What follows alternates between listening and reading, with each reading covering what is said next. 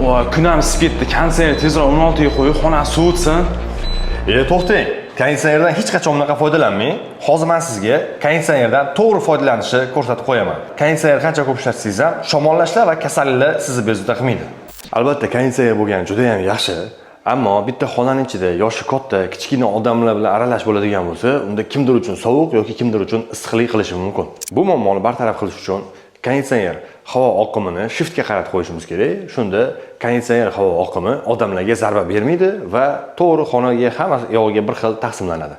Eng asosiysi, havo haroratini to'g'ri sozlashinglarni tavsiya qilamiz.